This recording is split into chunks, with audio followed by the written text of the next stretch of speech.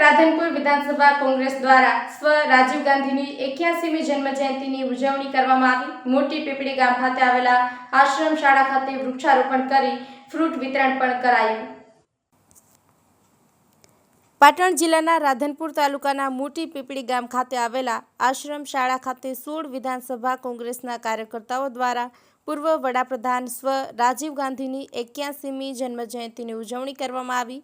વિદ્યાર્થીઓને ફ્રૂટ વિતરણ કરી સાથે વૃક્ષારોપણ કરી આ પ્રસંગે રાધનપુર વિધાનસભાના કોંગ્રેસના કાર્યકર્તાઓ ઉપસ્થિત રહ્યા હતા, જેમાં ડોક્ટર વિષ્ણુપ્રસાદ ઝુલા અને હરદાસભાઈ આહિર અને બચાભાઈ આહિર, પરબતભાઈ આહિર, કાનજીભાઈ પરમાર, રમેશભાઈ દેસાઈ, વર્ધીદાન ગઢવી, વિષ્ણુદાન ગઢવી, બચાભાઈ લાલાભાઈ આહિર અને જયાબેન ઠાકોર, અકરમ ખાન અને અન્ય મહાનુભાવોની ઉપસ્થિતિમાં રાધનપુર તાલુકાના મોટી પીપળી ગામ ખાતે પૂર્વ વડાપ્રધાન રાજીવ ગાંધીની 81મી જન્મજયંતિની ઉજવણી કરવામાં આવી।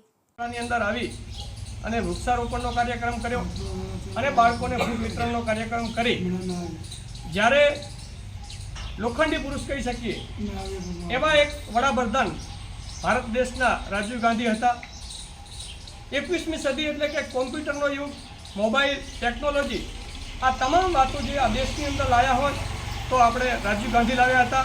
એટલે આજના દિવસે એમને વંદન કરી અને નમન કરીએ અને હર હંમેશ આવા લોકોના વિચારોને આગળ આપણે ભારત દેશના સારા કાર્યો માટે દરેક નાગરિકોએ આગળ વધવું જોઈએ અને ભારત માટે આપણે સૌ વફાદાર રહી અને દેશના કામોમાં આપ સૌ જોડાવ, એ જ વાત સાથે મારી વાત વિરમું છું। જય હિન્દ, જય ભારત।